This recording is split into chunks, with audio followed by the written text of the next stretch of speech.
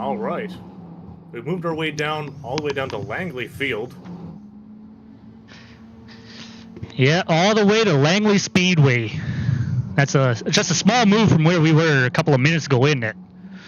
Yeah, it's only the other side of the goddamn country, but we made it out here. Still in the mini stocks, though. Still mini stocks. Kenny is still out there as race control, showing these guys how it's done, what he expects from them. It's going to be interesting to see for me because there are a couple familiar faces that are going to be in the field. Some people from last season, but there's a couple new faces, one of whom, as we saw, won last race here on dirt just moments ago. I don't know if they can two-peat it, but maybe they can win here too. We'll see how good they actually are. Cody had one insanely fast car there. He told me he backed off in the post-race interview, because he thought he jumped the first restart there. So he backed it off a little bit so he didn't get any kind of penalty, and then he managed to work his way back up to the front in a hurry. Well, he had to make up for lost time, but it really goes to the sportsmanship that he has. You know, he was concerned about jumping the start. He was requested to, not requested, but he was advised that he did jump the start, felt that the only way to come back and gain at least some spots back was to lose all the spots and then eventually gain them back on merit. He got lucky with some of the cautions too, but don't think that was all a fluke. I really did think he was quite that good. No, he definitely had lots of speed in that mini stock. And these things are tricky. They are light, but they have quite a bit amount of power, and these are pretty small tires. Regardless if it's on dirt, regardless if it's on pavement, there isn't a lot of grip either way. There's not a lot of lateral grip. No, you're on a 14-inch tire. You're basically just a little fox body forward, and you don't really have a lot of horsepower in them to make up for a mistake. No, yeah, exactly, and that's something that these guys have to consider too. With that on pavement, because they're only 14-inch tires, and yes, they do weigh as much as a Miata, but you got to understand, with the way that the tire stagger is and the way that the track represents, they don't particularly last very long. No, it's going to make what and where. Going to make that tire conservation really important, especially early in the run. Exactly. The plateau is going to be better off in these, I think, than some of the street stocks that they've comparatively driven. But the fall off will be pretty immense toward the end of the run, and that's what's going to make things curious.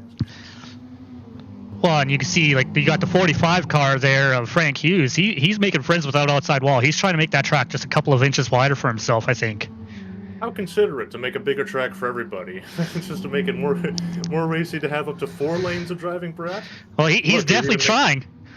He's even made turn 4 a little bit wider for everybody else.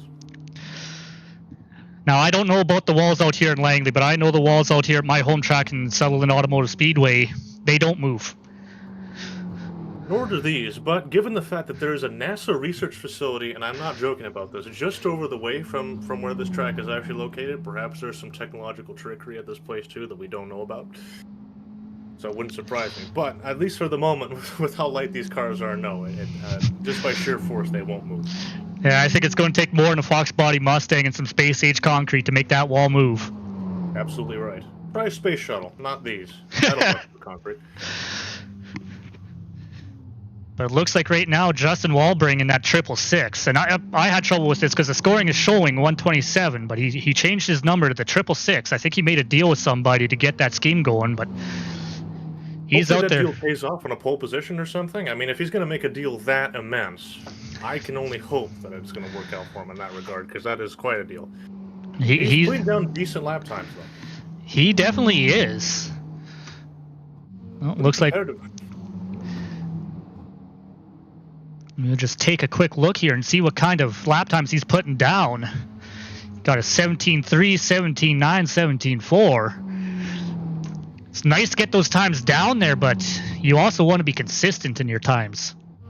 Exactly. Like I mentioned before about fall off, yes, they have better plateau than the street stocks do, but that can easily change.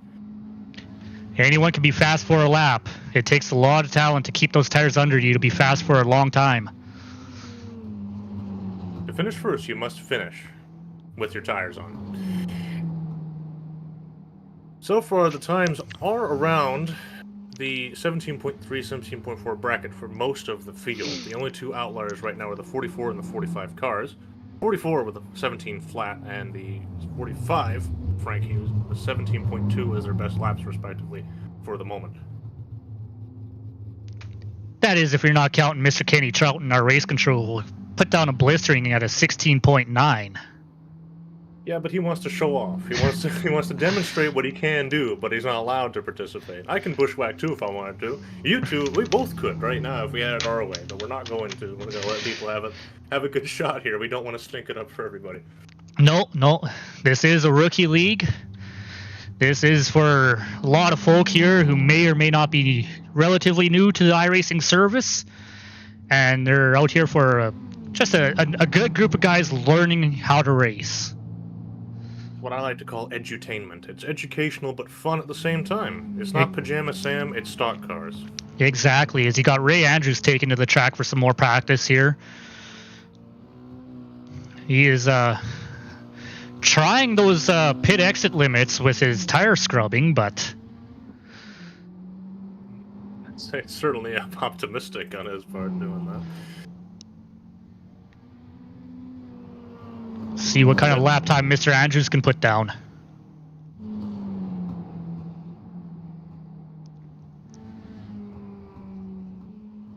His best so far is a 17.35. Can he improve on that coming off of turn 4? Not quite yet. He's just off the margin now. In fact, he's the slowest of the drivers on track at the minute, but he's winding up. He's still winding up. Getting a little bit of heat in those, are they even good years? They're teeny tiny Hoosiers. Teeny tiny Hoosiers. They're like the size of a coffee table, if that. Yeah, they're the donut Hoosier. Yeah, that's right. Quite literally. You see, folks, you go into the trunk of the street stocks, and this is what they give you for a spare tire. That's right. That's how you get home after the race. Somebody like me who burns it off after 30 laps. That is, if all these mini stock guys didn't go steal them all. Maybe that's where it was missing from last race. I wonder what happened to mine. Ray, I have some questions for you after all this is done.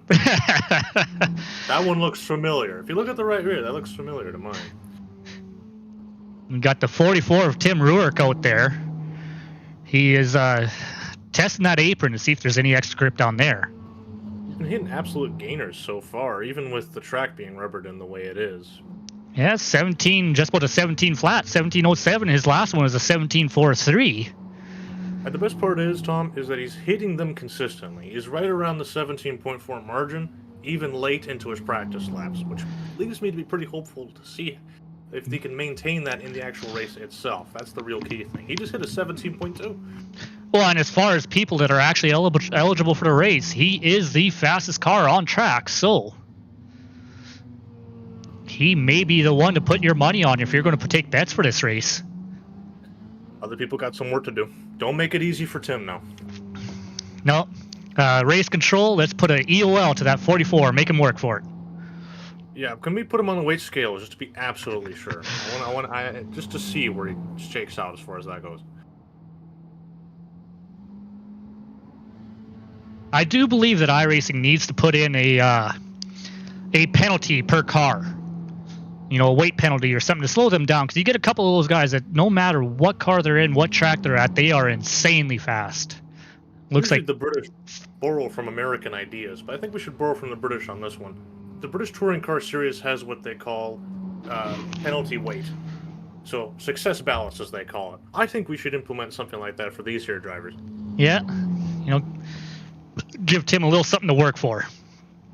That's right. Right now, he's got a car that weighs about, 2,300 pounds for our American friends. So we should make that maybe, 2,500 pounds. Maybe I'll be in the passenger seat, and we'll see how she does. There you go. There's an idea and a half. Actually, if it was me in the car, probably 2,700, so maybe it's a bit much. Oh, let's save it for somebody else.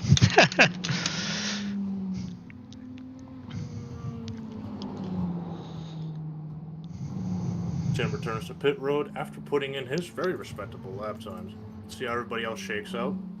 Well, we got Frank Hughes out there, who's currently our second fastest car, but he's about 7/10 slower in his best at the moment. Gary Hudson's not doing too much better. He is getting a little bit faster in practice, but at the same time, it's dying off pretty quick. That 57 machine is good for about, I don't know, say about 10 laps of practice and then immediately falls off. Whereas even Tim was able to do some more laps than that and getting even faster. So Yeah. Well, the track right now, it's not overly hot. It's only 24 degrees Celsius. I'm not sure what that works out to those freedom units, but that's about 76 bald eagles. somewhere in that ballpark.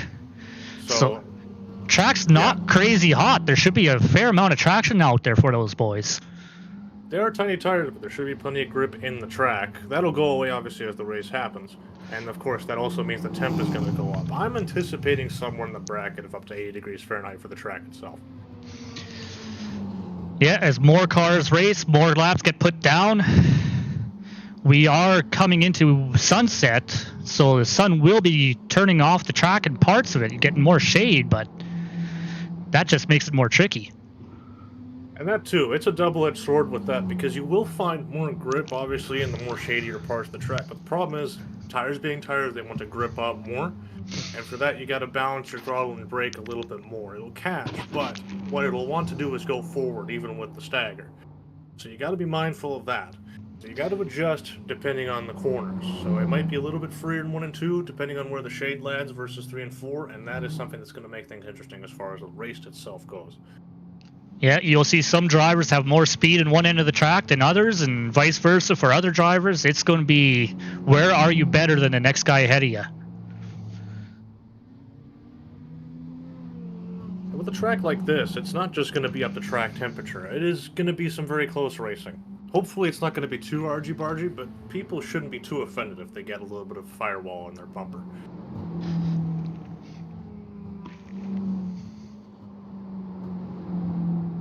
And you got Kenny out there just showboating, putting down more blistering laps. I think he just ran one of his fastest laps a couple of laps ago here.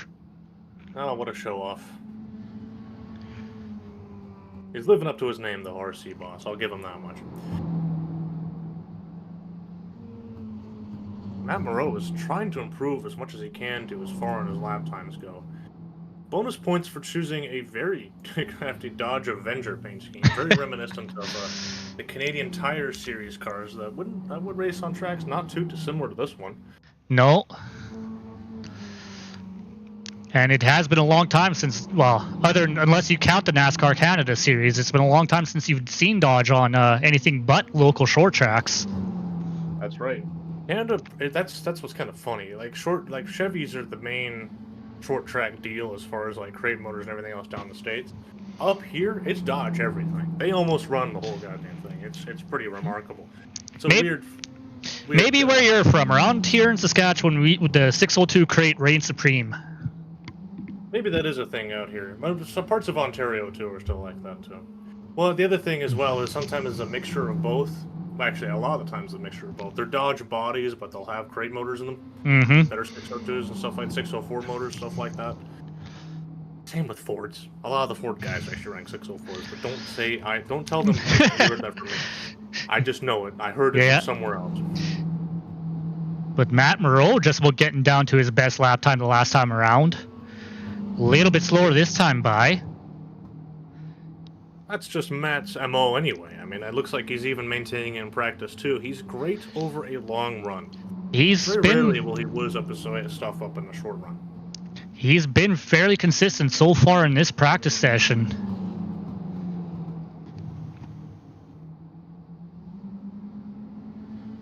I'm going to be keeping my eye on him, I think. That's going to be mine to watch. Now, you don't have him on track right now, but Justin Walbring, he brought that 666 to a third place finish in the dirt race. He might be another one. He's not exactly a rookie anymore. No, but he sometimes has issues on pavement. I'm not having a go at him about this. It's just that it's not really his main deal. So sometimes he doesn't know how to adjust the same way as quickly to paved as quickly from dirt. But dirt is his gambit, and he's damn good at it. Hopefully he can prove me wrong, but I'm just expecting things to turn out a certain way. Maybe that's wrong of me. Well, with any luck, but we are about 15 seconds or so from this practice session ending. At least if my clock is correct. No, yours is running right. Yeah, we're almost going on to our first heat race, which will have 5 people. per heat, I believe, is the way they've distributed this. Yeah, they might split it into 2 heats, but everyone will make the feature, as you have Kenny going into the outside wall in style. And that signifies our practice ending and perhaps his life. I'm getting the tarp out. Well, if this were real life, that would be a lengthy cleanup. Yeah, but there might not be a segment of racetrack there anymore. I don't think. Nope. But as we come out to grid, we got Frank Hughes taking pole position with Cody Ernest starting on that outside pole. Ray Andrews in that number 13 on the inside of row 2. Now, I'm fairly certain I was calling it Jackson last race, and I'm pretty sure it is Jackson Qualley driving that number 17. And Hunter A in that number 9 bringing up the rear in this 5-car heat.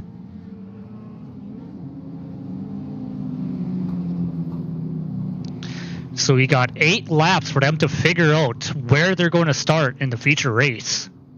Which of the 2 Pennsylvanians will win the heat? They lock out the front row. Well, Cody had some pretty incredible speed on dirt. See if he can carry that on here in this heat race. It's going to be a little bit tricky starting out the outside here. It's not like Southern National where you can sling it around the outside and make it work. You have to work a little bit harder, especially on corner exit. You don't quite have as much banking here as you do at some other tracks. I'm going to be curious. I do like that paint scheme that Cody's got, though. That's cool. It's definitely colorful. It's definitely Miami Vice.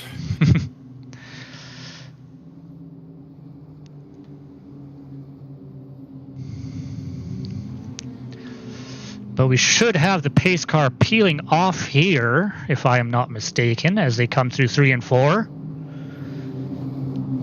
There she goes. Green flag is out, and they're underway. And that's a great jump on the inside there by Mr. Frank Hughes. He is going to just about clear that 88 going into turn 1. Does he get him on the exit? Oh, easily. He's losing a lot of spots there on the outside line. Oh, no, he's getting them back. He's getting them back. He's not letting the 17 by that easily. Yeah, you got the 13 of Ray Andrews. Ray's looking for the lead now. He's not going to wait for a lap or 2.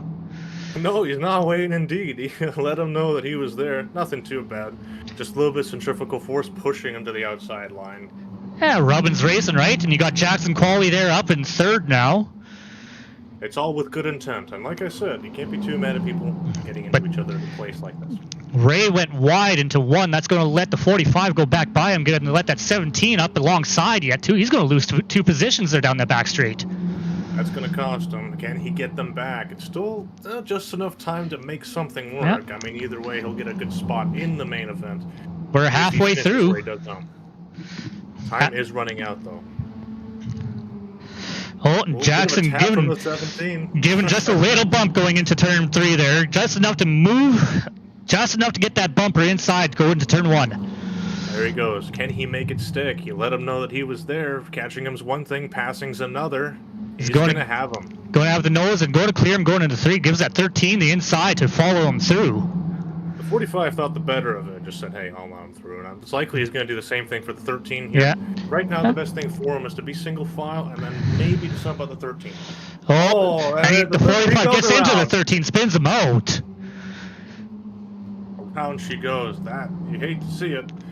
Doesn't look like we get a caution for that. Apparently not, even though that definitely was a heavy-duty hit. Apparently doesn't justify a caution due to the iRacing staff. That leaves Jackson with quite a margin over 2nd place for the moment. Even as they finish now, that should give him a hell of an advantage going into the main event, but also for the 45 and Cody as well. Yeah, Jackson Qualley's got that lead coming down the back straightaway one last time for this heat race. That 45's got nothing to catch up to him with now. Starting from 4th and finishing 1st, Jackson Qualley will win heat number 1. So, does this set up for the feature race between that 13 and 45? Ray Andrews, Frank Hughes, they're going to be a little bad blood there? It might be. It might be. I mean, I understand that things like that can happen in heats, but things like that can spill over. If there's one thing that's common with elephants and race car drivers, it's long. Exactly. So we got heat number 2 gridded up here. Jerry Hudson will be starting on the inside of that front row. Justin Walbring bringing up that outside pole. Tim Ruark in that 44, row 2.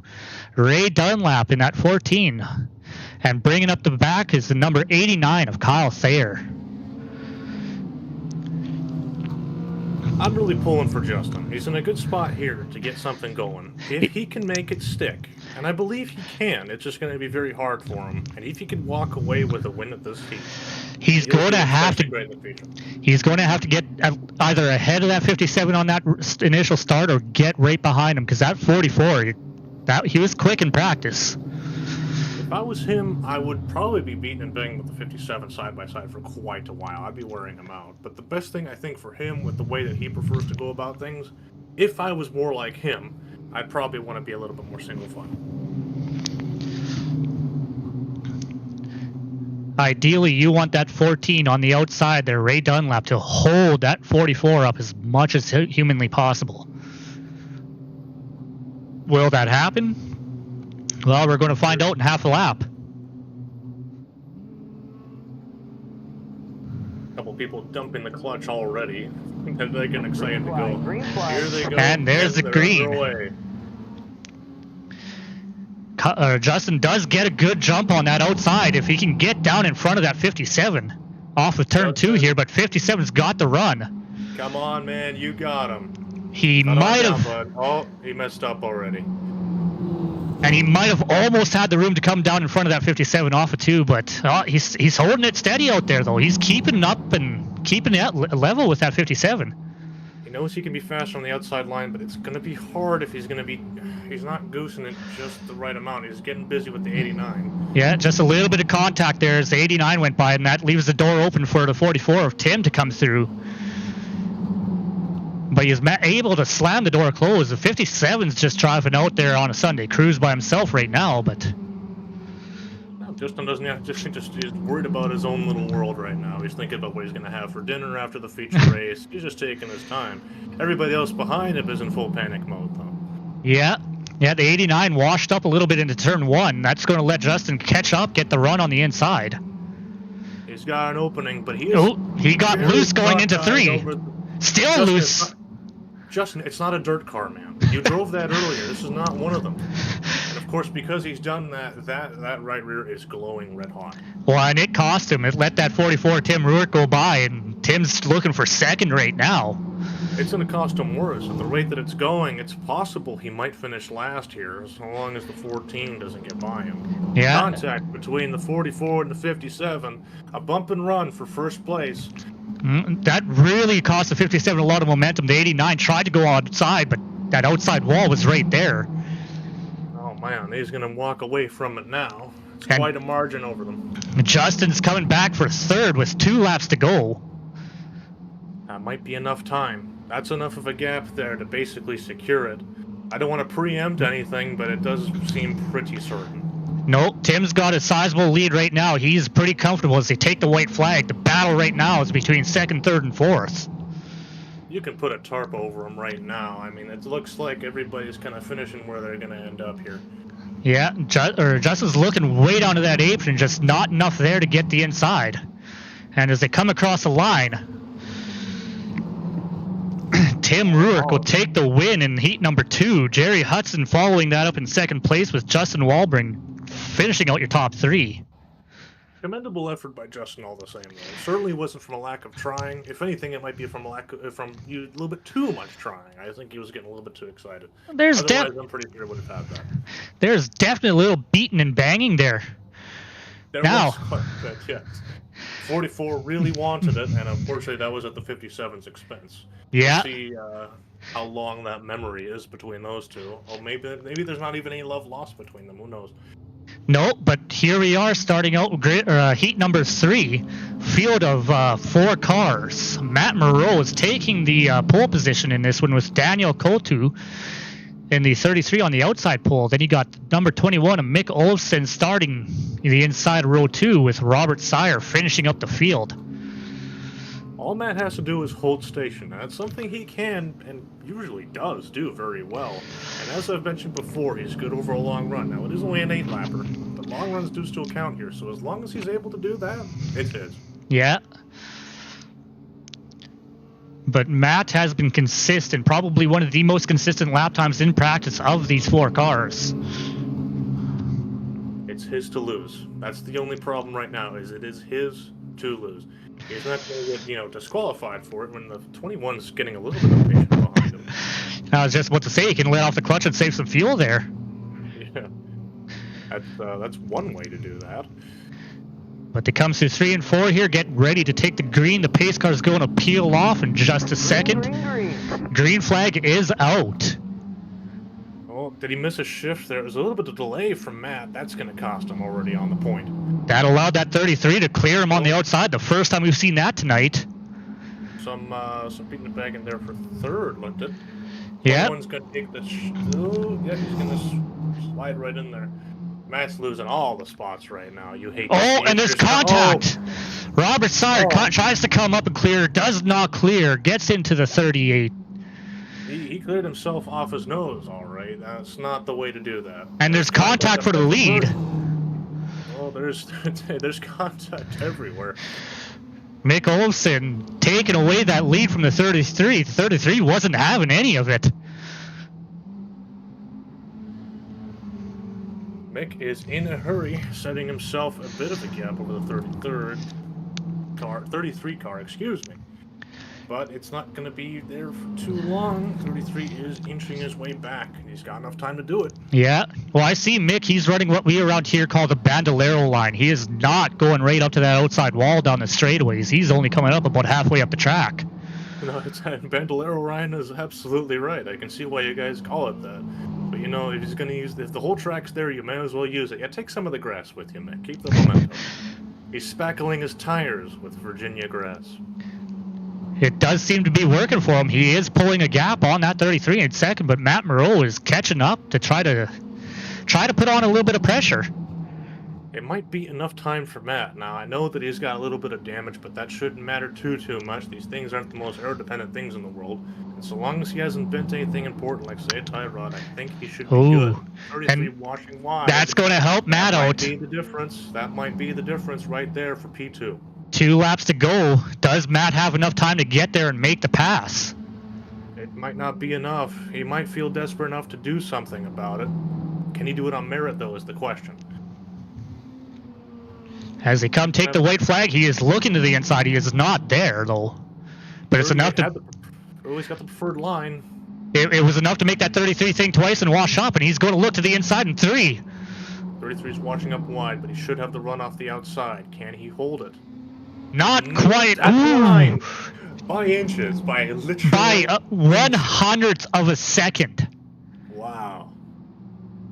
Daniel Kotu in that 33 holds off Matt Moreau for second place. Mick Olsen with the win in heat number 3. Congrats to Mick on that one. And that, of course, moves us on to our feature. 75 laps of mini stock goodness. 75 laps here at Langley Speedway. We're getting a little bit darker now. Temperatures drop just a little bit as we are starting to grid up our field. 14 cars should be in this field with Jackson Qualley on the inside pole position. Tim Ruark filling out the front row. Mick Olsen starting on the inside of row 2 with Frank Hughes on his outside. The 57 of Jerry Hudson in 5th place with Matt Moreau on the outside in 6th.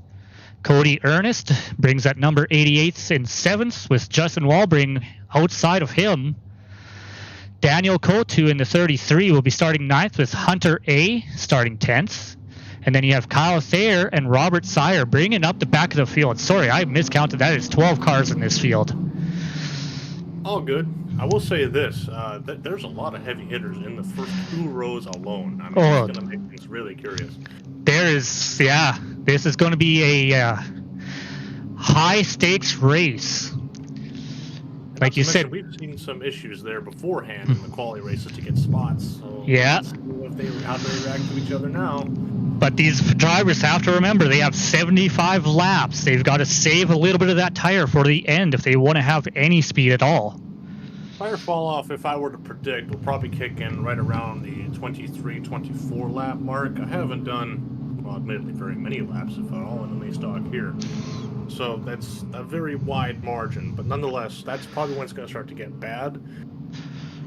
So if they can extend that by even about 5 laps, that will also give them a helping hand. Now, obviously, if you're at the front, that's kind of nigh on impossible. But if you're in the middle, food for thought. All right.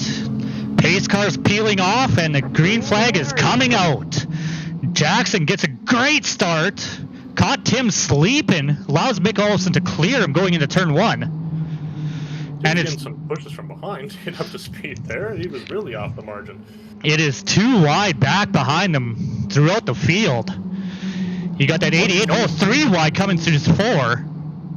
My God, look at this. Oh, and they are wrecking. That's a big one right there. That's a couple of them damn near out already. That's a couple of heavy hits there. Some contact 3 wide on a short track usually ends in tears, and it happened. Oh yeah, there was no way that was going to work. I don't know what exactly happened there, but I will say this: that 33 is going to be in the infield. 3 wide, they look 4 wide for a second, and the 33 just gets into the 88 a little bit, turns them sideways, and just collects a bunch of cars. That's one way to gain spots, but it's also a way to lose your car. Unfortunately, it costs a lot of people in the same. That 89 looks hurt. Looks like there's a lot of damage to the back end of that car. Send that one to the scrap heap. 2 laps in, an attempt at 4 wide goes bad. It's a good job they got fast repairs, because they're going to need them now. Well, that 89 for sure is using his. And it sucks having to use that fast repair so early in the race.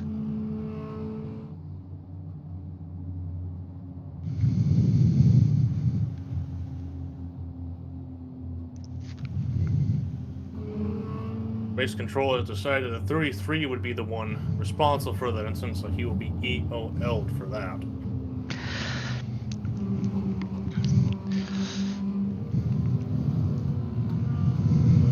It's, you know, we don't have to be that overeager this early in the race, should we? I mean, if it's going to be this long an event, there's no need to force it 3 wide anywhere. Just because there might be lanes that are marked off as 3 lanes. Doesn't mean you have to use all of them. That's just runoff area that you can use to get grip. Not to put all 3 cars here. Yeah. Langley Field, not Talladega. Well, it is said a lot of races that, your best chance to make up positions is on the restart. But you have to be smart about how you make those positions up. Precisely.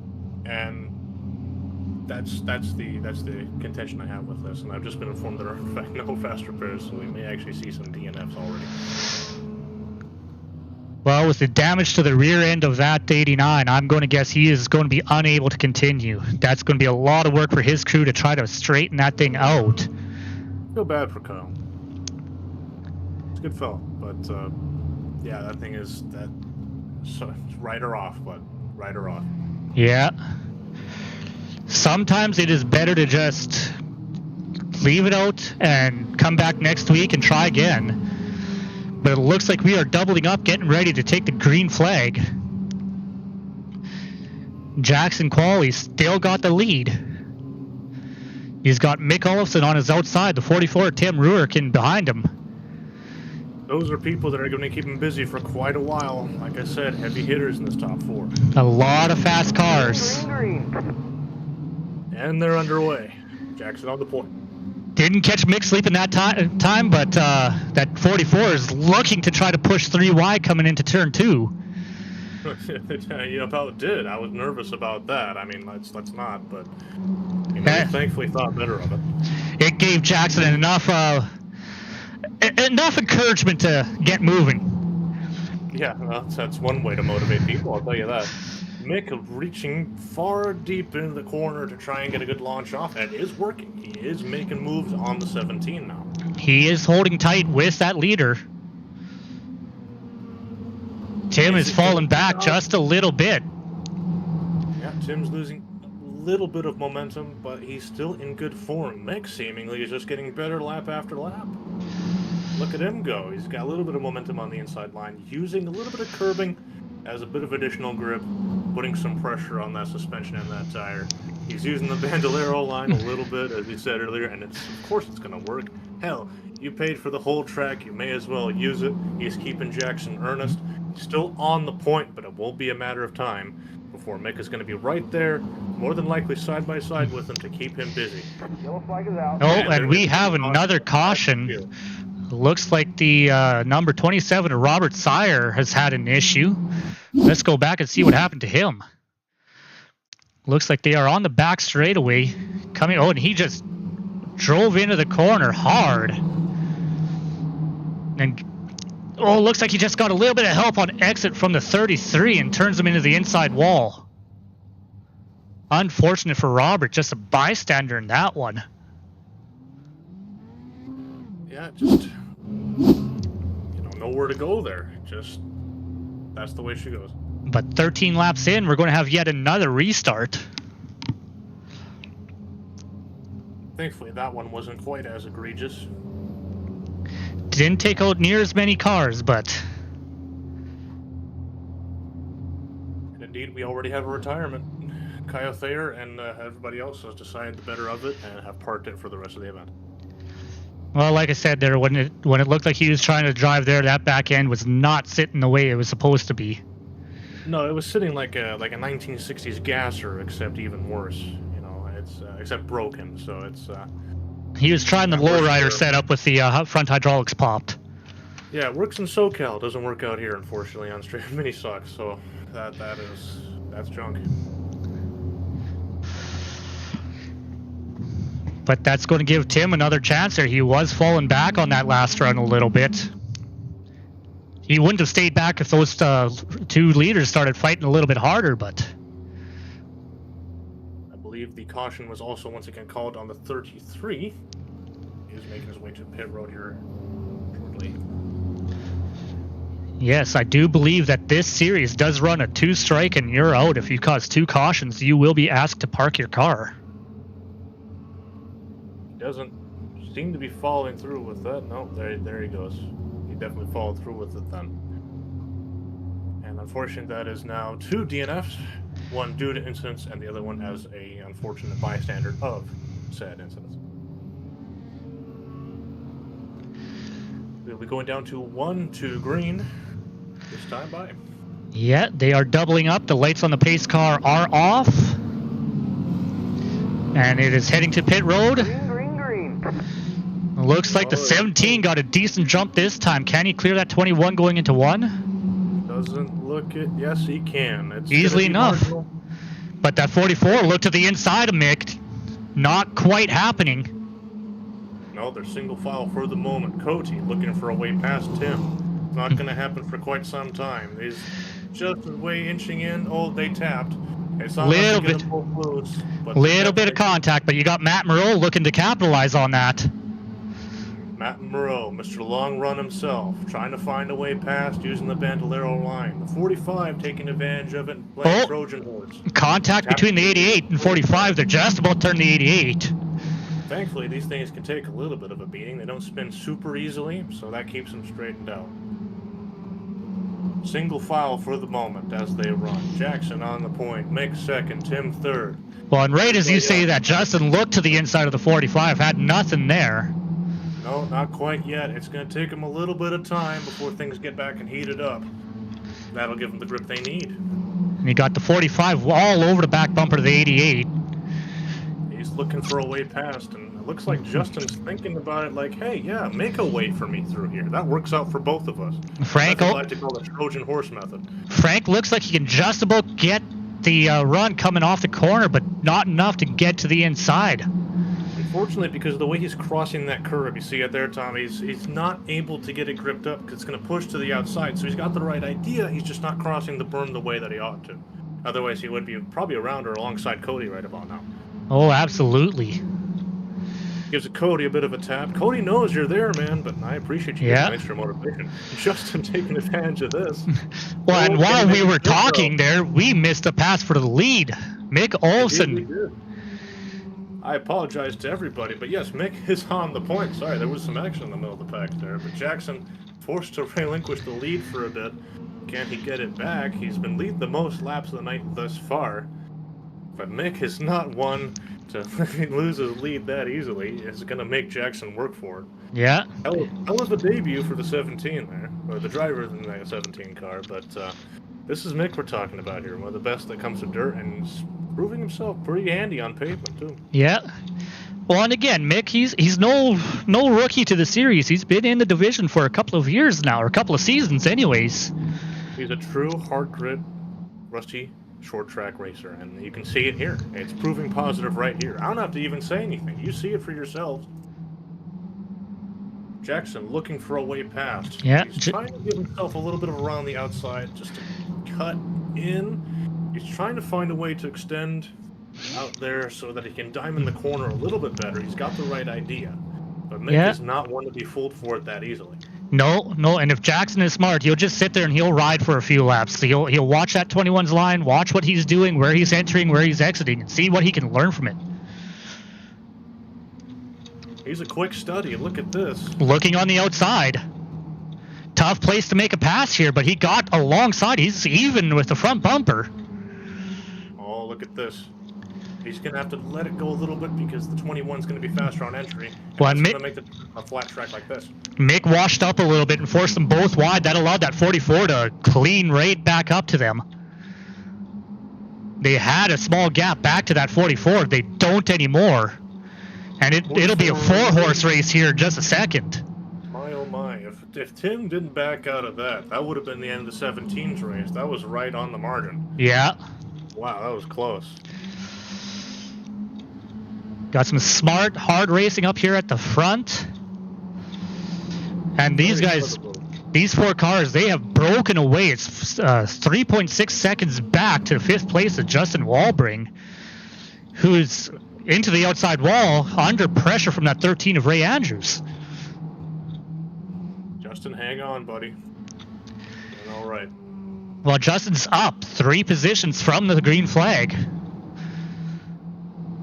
I guess he's all right after all. He's better on longer runs than I thought. I guess he learned from the heat as well a little bit. Just to calm down a little bit. It's paid off. Well, we're only lap 32 of 75. We're not even halfway yet.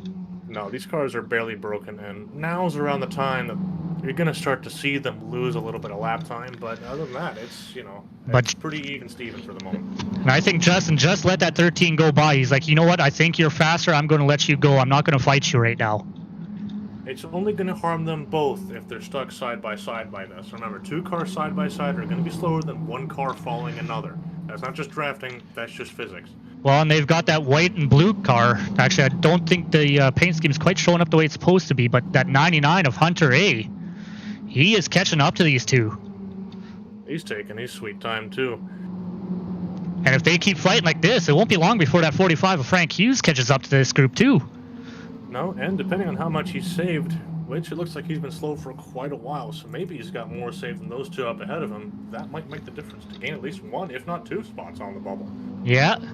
And back to that lead group, well, they are still nose to tail. You got Tim looking to the bottom. They are catching lap traffic. How is that going to factor in here? Well, it depends on who the 27 ends up in front of, but I'll tell you this, if I know Tim like I think I do, he's going to be following the 17 all day. So what I think is right now is once that 27 gets in the way of Mick here, 44 is going to use the 17 as a pick and hopefully help them both get by. Yeah, You'll know because he has trying to get past the 17 earlier. Now he's going to because now the lap traffic split them all up. So now, okay. Yeah, well, that 27 didn't go where the 21 was hoping it to, and it kind of just bogged that whole group down. And the 44 goes around. He took himself out there. And he's taken out a few cars with him. Matt Moreau. Who else did he get into there? The 27, the lap car, already had a hell of a tour race as it was. Oh, Hunter's getting a little piece of it. The 45 stopped there. The 14 has stopped trying to avoid everything. Wow. These things don't have the best brakes in the world. They got rear drums in these things, but wow. Okay, that's escalated quickly. Yeah, that was a lot of fast cars caught up in that as Tim Ruark jumps to the inside of the 17, gets up. I think he makes just a little bit of contact going into 1 here. And just goes around, catches Matt Moreau, puts the 27 into the outside wall. Yeah, you hate to see it for Matt, and to be honest, I thought Tim was going to be a little bit more marginally patient than that. I thought he was going to use the 17 as more of a pick, but he went for it, and unfortunately he picked a hell of a time. That's where the lap car was going to be in the way of. Yeah. That was only going to end one way, and you saw the result. And from Hunter's point of view, it's a parking lot in front of him. He tries to avoid, and 38 tries to get going right in front of him. Just gives him just a tiny little bit of contact. Yeah, certainly he wasn't trying to, get involved in there. It's just he messed up, but it wasn't from a lack of trying. No. But right there, about 4 or 5 cars, as we got cars on pit road. Hunter, 27 of Robert Sire. I can't quite see who's behind them all there, but I think that might be Kenny's car. It would appear the 27 is taking tires. Is Hunter. Looks like the 27 and 99 both took 4. But if you are fixing damage, like I imagine that 27's got a fair bit of damage. He got into that outside wall pretty decent. And there might be some damage that simply cannot be fixed. I mean, a lot of it that we saw, there was pretty heavy hits. So even if that is repaired, it's not repaired in the way that you might think. It's basically a bodge job at best. That's the red-green special at most. Slap on some 200-mile-an-hour duct tape and call it good. Yeah. We might not find you handsome, but they'll still find you a handy race car driver. 2 more laps to go before we get back to green. Mick now on the point, relinquishing the lead from Jackson Quayle, who's in second place. Justin Walbring moved his way up to 3rd. Good going, man. And Matt Moreau, fortunately, has worked his way up to 4th with some damage. And Raymond Dunlap out of Georgia up to rounds out your top 5. Yeah, it looks like we've only got about 7 cars left on the lead lap right now, out of 12 starting. It's been a race of attrition. And so far, Mick, Justin, and Jackson there, they've had the right idea. Race hard, but keep clean. And they're underway. Mick on the point. 17, not letting them go away that quickly. 17 got a good start on that outside. Great jump from both of them. That was a hell of a restart from both those guys. I wish I was that good on restarts. Justin moving his way up slowly past the 17 car on the outside line. He'll move up to the point to 2nd place. Can Jackson get down in front of that 38? He does. 38 now being hounded by Ray Dunlap, their 14 car. That's going to keep him busy there, so that's going to keep the top 3 more in contention with each other. The 38 is going to be busy with that 14 in the rear view, but I think he's also hanging back just to let the top 3 duke it out, to waste each other. Top 3 are about evenly spaced, and there's a couple of car lengths back to 4th. As Jackson looks to the outside of Justin Walbring. 14 car into the outside wall there. I don't know if he tapped it. I didn't get a good angle on that, but if he did, it was barely anything. So I certainly wouldn't be too concerned if I was him. No, 45 car moving his way up, but he is a lap down. The 99 and the 45 are not for position. The 99 forgets he's on cold tires and about loops it. They're praying for a caution right now. As we go to the back of the pack here, the lead 4 or 5 cars have all kind of single filed out. And even here at the back of the pack, they're not racing all that particularly hard. No, they're letting some of the lappers by. No. Theoretically, they have enough time to get their lap back, but only really if there's caution. I think on merit, they wouldn't be able to get past Mick. No, they'd have to hope Mick would be kind and let them go by, and Mick's not about to do that because he's got company on his back bumper in that 666 of Justin Walbring. I guess that deal is slowly paying off. I mean, I figured that might be the case, and he's definitely proving me right. And don't forget Jackson back there in 3rd. He may have fallen down 2 positions from the start of this race, but he's still in the hunt. And like I said, he's a quick study. He knows, or is learning rather, now how much the fall off is affecting him now, and he knows how much it's affecting them, right? So he's figuring out where they're going to go, where they're burning off at. So once those 2 are finished using each other up, he might be the guy to each it out at the end. He might be the closer in this one. Who knows? Yeah, sometimes it's more advantageous to let those two in front of you go and duke it out and wear their equipment out and let you take advantage of it. David Pearson said, well, I'm paraphrasing here, but he said something to the effect of the best way to win is by finishing second, by starting second toward the end. You want to be behind the guy and make him use his stuff up. Most people want to lead every lap. That's not the way to do things all the time. I don't mean that for drafting tracks. I mean that at most places. If you're in second place, you're actually in the best position you can be because you dictate how the race ends. Yeah, you can pressure that leader, but as we go back here a little further in the pack, you got that Hunter A and that 99. Kind of irritating that 13 behind him there, Ray Andrews. The 99's not on the lead lap. The 13 is. And the 13 wants to get up there and fight Matt Moreau for 4th place. Now, I understand that he got tires and all of that, but he is a lapped car. And he's going to turn to 38. There was no need for that. I mean, come on. As you were saying, that fresher rubber coming off the corner, more grip. That 38 probably had to back off just a little bit. And that's where I was going to get to next, is give and take as a lapped car. Because right now, you need to be fighting for the people that are on your lap. Right? He's fighting for the wave around. And the irony is he just threw away his wave around. Yeah. He would have had a chance to, and now by being just that little bit impatient, I understand you're on fresh rubber, but as a lapped car, you arguably have more of a responsibility than the other car that you're trying to pass. You know, that's not just for multi-class racing, that's just for mobile racing too. You have to understand that. Yeah, it's give and take, and a lot of times when you're a lapped car, it's a lot more respectful to give more than you take, even if you have the fresher rubber. Exactly. I'm just calling it like it is. I don't work for the CBC. I don't have to give any bipartisan answers here. But, you know, I'm not going to be too harsh on the guy. I understand it's a rookie series, but hopefully they can learn from this because that was very, very unnecessary. No, but you can bet that Matt's not going to forget that. And if the tables ever are turned, he isn't going to give that 99 any room. Oh, yeah. Listen, if I was Matt, I'd be looking for the 99 next weekend. You bet your ass. You know, like you said earlier, and I have actually said it a lot too myself, that the only thing with a longer memory than an elephant is a race car driver. Precisely. And they'll find out next week, you bet. And it looks like they are sending the 99 to the back for causing that caution. And understandably so. I mean, again, that was just completely unneeded. We are getting ready to double up. These boys should be getting either the 1 to green or 2 to green this time by. 45 impatient on pit road, but on pit road nonetheless. He looks like he's swapping his tires. 38 just left pit road for damage. That's going to cost Frank a lap, though. Looks like the pace car just passed him. Yeah. Yeah, Matt Moreau is now being scored a lap down. We got 6 cars left on the lead lap. Looks like about 4 cars scored out of this race. Yeah, a couple of DNFs, either due to incidents or people causing incidents already. It's coming down to the wire here, both in terms of the drivers that are on track, down to a lot of laps as well. I believe we'll be down to 62 laps completed or 61 laps complete once we do go green. Yeah, well, we just got the 1 to go. The pace car turned its lights off. Everyone's doubled up. We've got on the point.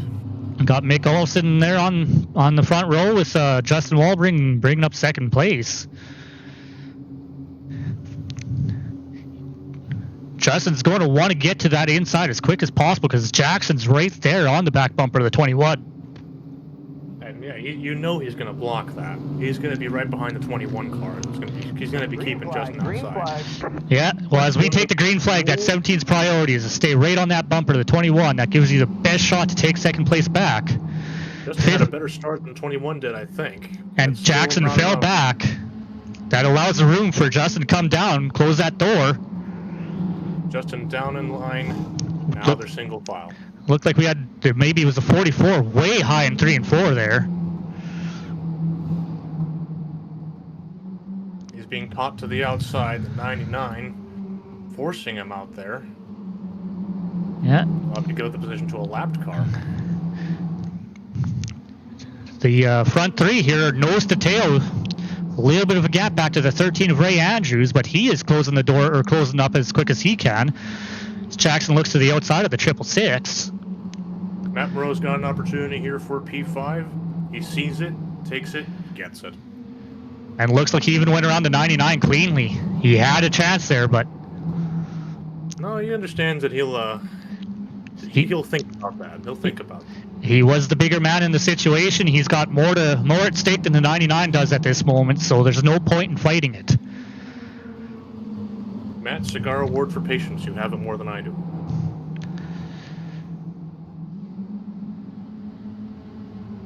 As they run, Mick Olofsson still on the point, challenging for the most lead laps over Jackson. So Justin Walbring, second place. Jackson, as I mentioned, running P3 for the moment. Ray Andrews, fourth, looks it, and Matt Moreau is P5. Well, it may not be P5 for long here. He's looking to the inside of that 13. No, he's looking for it. He had his nose there. One thing, passing's another. 13 closes the door going into 1. He's like, not so fast.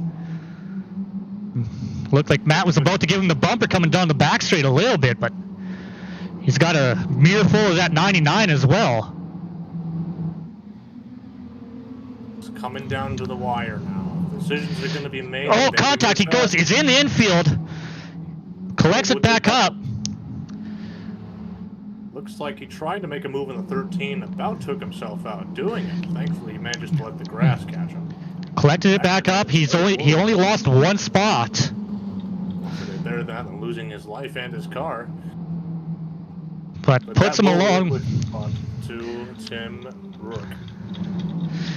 Back up front, it's status quo. Mick's kind of pulled a gap there on that 666 as the 17 looks to the inside. Not quite there, but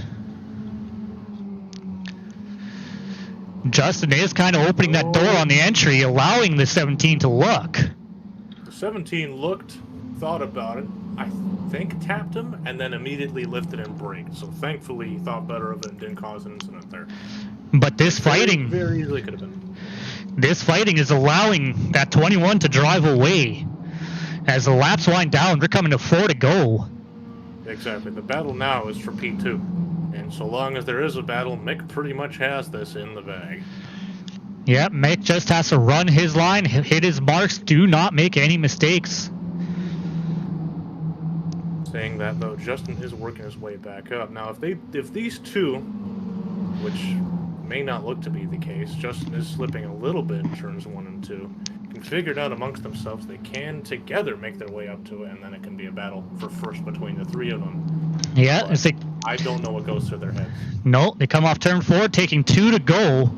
The front 3 have kind of spaced themselves out. Justin is catching. Look at that. It's coming down to the wire, and he knows it. There is maybe a car length between them. But with so long as he keeps using that Bandolero line, ooh. With a little bit over a lap to go now, I don't think he's got the time. Meanwhile, there is a race for third place. Ray Andrews is stealing it. Tim Rourke is there, and he turns the 13 on the last lap. Oh no, no caution for that, unfortunately. Nope. It's going to end it for him. But that secures the 17 in third place.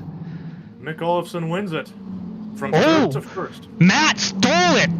I think Jackson slowed down off of turn 4 too soon. Matt stole third place from the 17 car. That he did, by inches once again. That is too bad that 17 was having such a great run all night. Top 3 the entire night.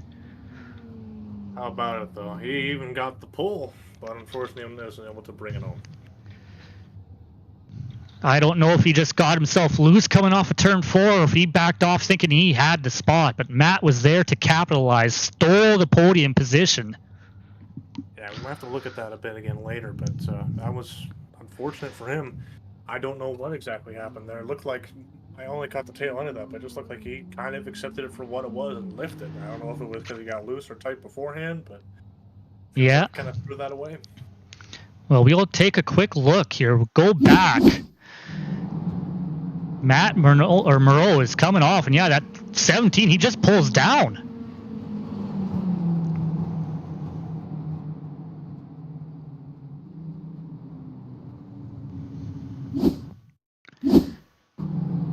Like, it doesn't, a little bit of a bobble, but shouldn't have been enough to slow him down that much. No, it to me looks like he just kind of gave up. for one reason or another, he just kind of said, you know what, that's that. That is too bad. He had such a great run going. But what do you say? We get the top 3 in here, and we do some post-race interviews. Starting with the, I don't want to call you a thief, Matt, but that was a cheeky little move at the final corner to take the last podium position. Yeah, it was a. I was a thief, caught red-handed, but it worked. Did you see what happened there? What happened to the 17 that he slowed down, or? So Dean was talking to me about it right after, because we're on the same chat, and I think Jackson just hit the brakes instead of the gas, but yeah. So that's why I went just right around the outside. I thought you ran out of gas or something. Kind of the same move. What happened with Dale that final race last season? Yeah. Well, I mean, his mistake is your advantage, I guess. So. I'd like to know why he hit the brakes, but that's a question for him, I suppose. But nonetheless, congrats on P3. Yeah. A podium's a podium, however you want to take it. Well, and I will say this, Matt.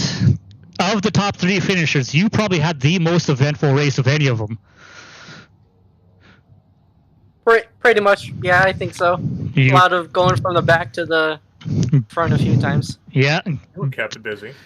You're going to keep that grass on your tires as a memento, I hope. Yeah, I have to have some sort of souvenir. There you go. I would. Yeah. Well done all the same. Like I said earlier, you're typically a long-run driver. I raced around you before, and I know enough to know that, and you're damn good at it. Well, I wish I was as good as you were at it, for sure. And you proved it again today. Even with all the incidents, you're like, I'm not going to let that stop me. Big picture. That's the way you drive, is big picture, and I find that commendable. Cool. Thank you. I appreciate it. Well, we were commenting in practice there, Matt. You were probably one of the most consistent as far as lap times are concerned, all throughout practice. So. Absolutely Nice. right. Yeah, and I'm not a fan of tracks without very much banking. I didn't really look at lap times, but cool. You were still on the margins, even without that. I guess you don't need banking that much, as it turns out. You did fine without it. You did absolutely fine without it. You were on the margin every time, even with damage. On the margin every single time. Yeah. Cool. Yeah, no, I was trying to use that flat apron there when the car was getting a little tight. There's the tires are heating up. Oh, the Bandolero one, yeah. It works pretty good, don't it? You got the whole track, you may as well use it. And it works in any car. It's the way to do it. Yeah, I paid for a whole track. I'm going to use it. Besides, see, you get it. I like Matt. He's smart. Smarter than me. All right, Matt. Before we let you go here, is there anyone you would like to thank? Yeah, I'll thank real sponsors and my iRacing team. I'm happy to be a part of Stranger Racing for the season. We're going to go for a team championship. I think we are the people to do it. And my real life sponsors on the car, Flower City Collision. I don't think my paint loaded, which is fantastic. Gates Towing, Wilbur's You Pull It, Performance Hobbies, TZ Graphics, and Carnation Restoration. All right, and congratulations again on your 3rd place finish. Thank you. Thank you for broadcasting. All right. And bringing up second after a podium in the first race, Mr. Justin Walbring. Is that that number of yours? Is it bringing you some luck we should know about? I'm pretty sure it's bringing me some luck that I'm much needed. Maybe I sacrificed a goat or a chicken. Well, we made a couple of comments there. Patrick, he kind of said a few things about, what kind of luck it might bring you. I know today it was good luck.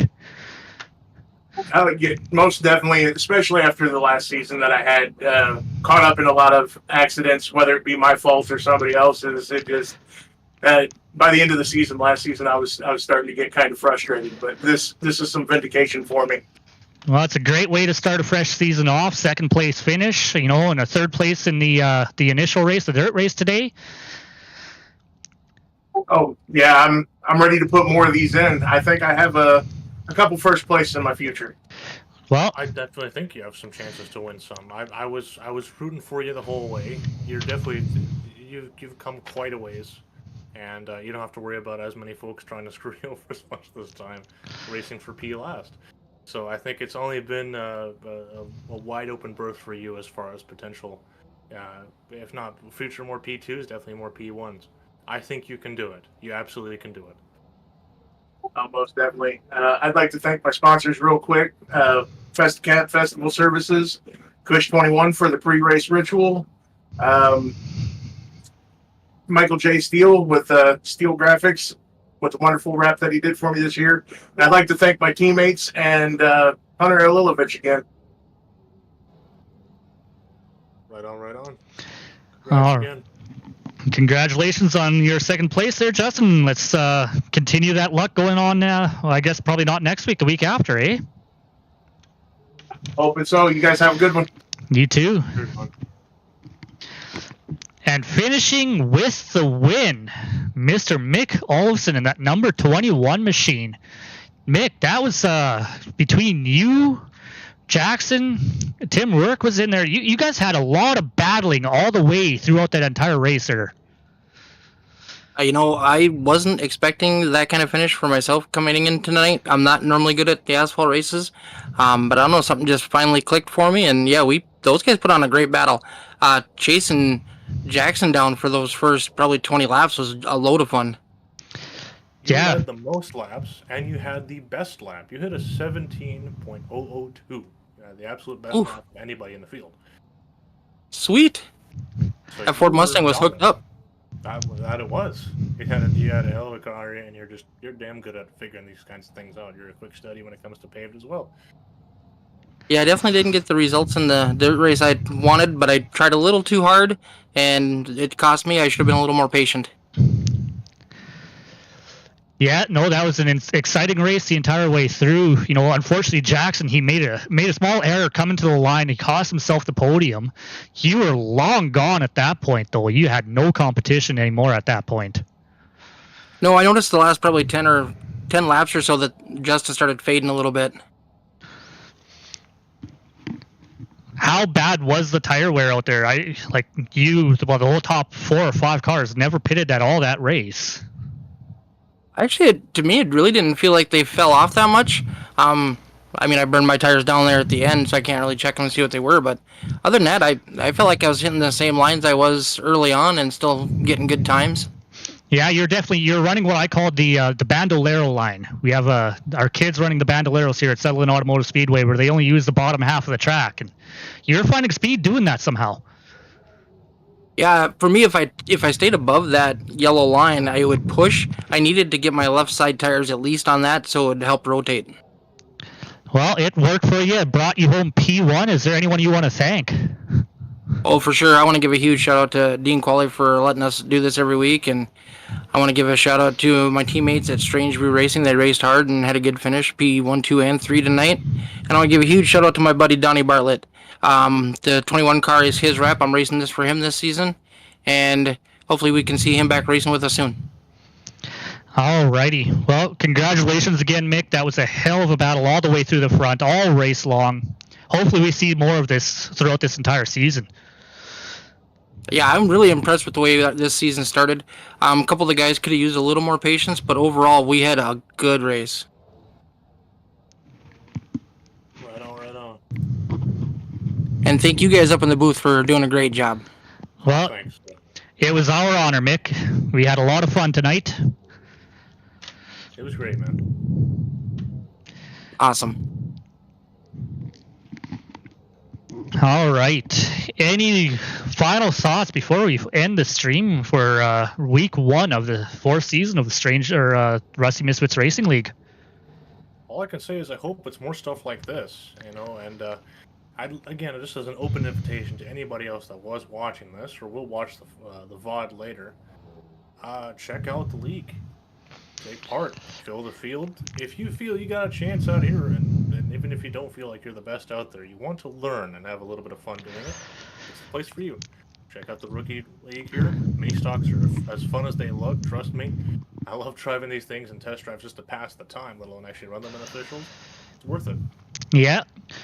Well, and if you are, for those that are interested, look up Rusty Misfits Racing League on Facebook or on iRacing itself. We run several series, Monday, Tuesday, Thursday. We got our late model stocks and elite street stock series on Mondays, our rookie mini stocks here on Tuesdays, as well as the Designs by Charlton Dirt Challenge, or Dirt Track Challenge, running Wednesday nights, among other events that they put on throughout the season. And you too can be a part of Rusty Misfits history. It's an organization that's growing every day. And we've had a lot of great moments. Like me and Mick, I believe it was in Michigan last season in the street stock. That was quite something. Hell, we just had another one recently where I think for like P5, we literally matched down to the millisecond. Somebody has a nanosecond somewhere on the iRacing servers. I don't know what that is.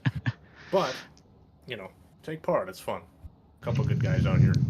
Be a part of it. All right. Well, with that all said, thank you everyone for joining in, enjoying some great racing with us tonight. Hopefully we see you again next weekend, or next weight race event. See y'all there.